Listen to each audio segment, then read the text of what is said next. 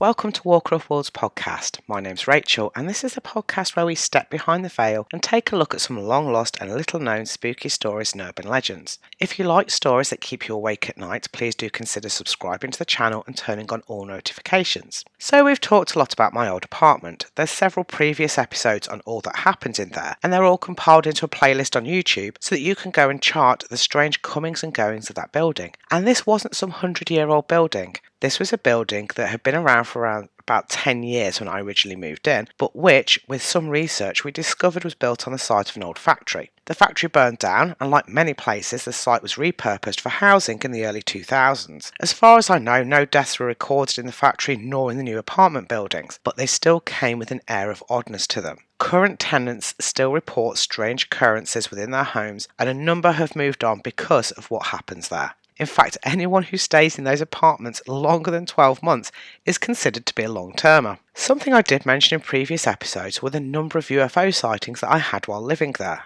At one point I did keep lists of all that I saw, but quickly gave up due to the sheer number of sightings. The apartment was east-facing, and because the only way to step outside was onto the balcony, I spent a lot of time staring at the sky. I must have spent hundreds of hours out on that balcony, both at night and during the day, so I had a fairly good idea of constellations and patterns of movement for both aircraft and satellites. Some of the most spectacular sightings came when the Starlink satellite trains began appearing as their route was directly over my roof. I spent many hours in the initial lockdowns of 2020 watching those little dots silently trail across the night sky. The building was also beneath a flight path of aircraft departing for America and within 30 miles of two fairly busy regional airports. I also have both plane and satellite trackers on my phone, as well as a contact within NASA for identifying anything that catches my attention. Don't ask me how I managed to make that contact. When you're a writer, you somehow seem to end up knowing everyone. I'm eternally grateful to them for answering all of my questions, no matter how silly they are.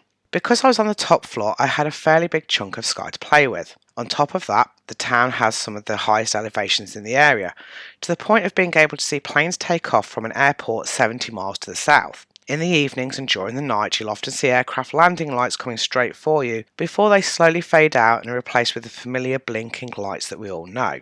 There are a number of sightings from the balcony, too numerous to count, so I'm going to go with the major ones that I do remember. All of them took place at night, and many were in the early hours of the morning, particularly between 3 and 4 a.m. Where have we heard that before? If you wait between 3 and 4 in the morning, it's said that someone or something is trying to contact you. This could be a spirit of some kind, or whether a departed friend or family member, or a spirit guide. They can, I suppose, also be of the extraterrestrial kind of visitor. February 2018 is the first sighting that I can remember. Every night for a week, I woke up shortly after 3 a.m. I did the usual thing of going to the bathroom before going to the balcony for some fresh air. The night sky was covered with a light dusting of haze, and the moon had moved out of my line of sight. At that time of night, the nearby airports were both closed and any air traffic was well above 20,000 feet. So whatever was hiding in the clouds definitely wasn't heading for anywhere in particular, because there, hanging in the clouds to the southwest, were two lights that looked oddly like police helicopter searchlights. They were side by side and moved independently of one another. They were low enough that I could have been able to hear any sound of rotor blades, except there was nothing, no sound and no motion that indicated that this was an earthly craft. Some people have mentioned that the many sightings I've had could have been drones. At the time, there were only a couple of drone operators in the area, and they all seemed to stay in a specific park that I had no view of. For them to be out in the early hours didn't make sense. I saw these two odd lights for 5 consecutive nights, Monday to Friday, and they were always in the same place. Occasionally one of them would move and fly away from line of sight, normally going over the roof and somewhere to the west. Every night it was the same time around 3 a.m. Do I know what they were? No, which is why I'm calling them a UFO. I live in an area that has had its fair share of UFO sightings over the years.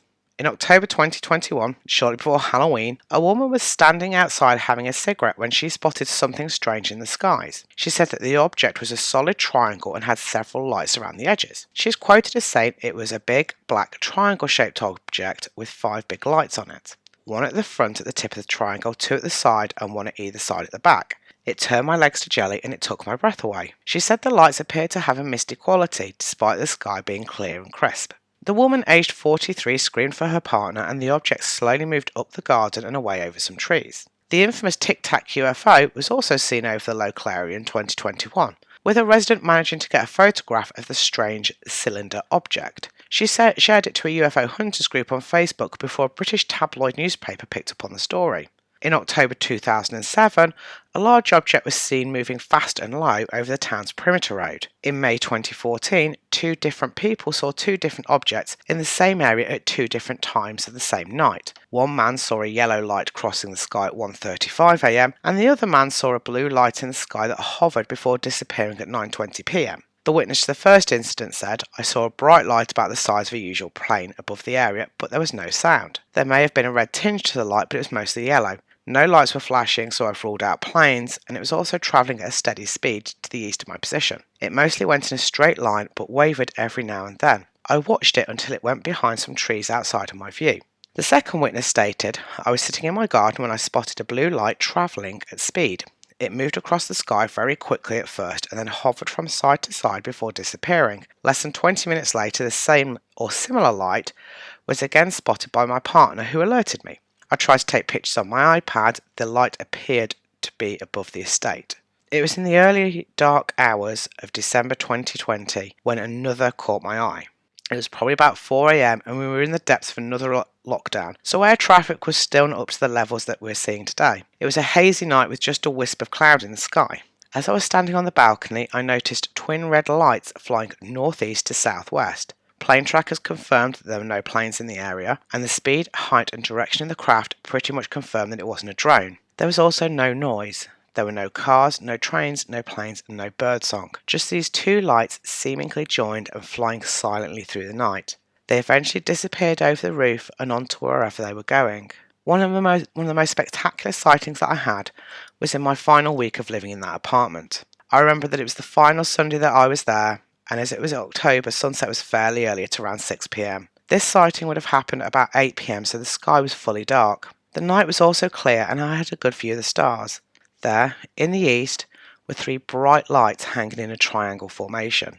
As I looked at them, I tried to work out whether they were a constellation that I'd just never seen before, which would have been odd seeing as I'd spent several years staring at that particular portion of the sky. I also did wonder if they were military aircraft on manoeuvres or parachutists with flares on, but they didn't seem to be moving, they were just hanging there. The lights were so bright and so intense that they looked almost like fairy lights just dangling in the night sky. I moved to reach for the camera that I kept close by so that I could catch a photograph of them. Oddly, as I did, a cloud bank that hadn't been there 2 minutes prior began to rise, and by the time I turned back to the sky, the three lights had vanished behind a thick grey cloud. It felt like the UFOs had come to say goodbye.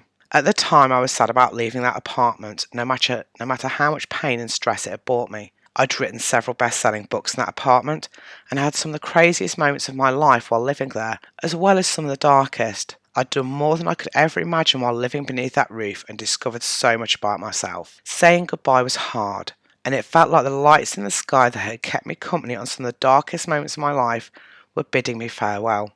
Hopefully it won't be for forever, and hopefully I'll see them again at some point. Have you had any strange sightings in your area? If you have, please do feel free to get in touch. The podcast is on social media. We're on Facebook and Instagram at Walker of Worlds Podcast. Also, if you like books about things that go bump in the night, please do check out my website at www.roswellpublishing.co.uk. And until next time, stay spooky and keep watching the skies.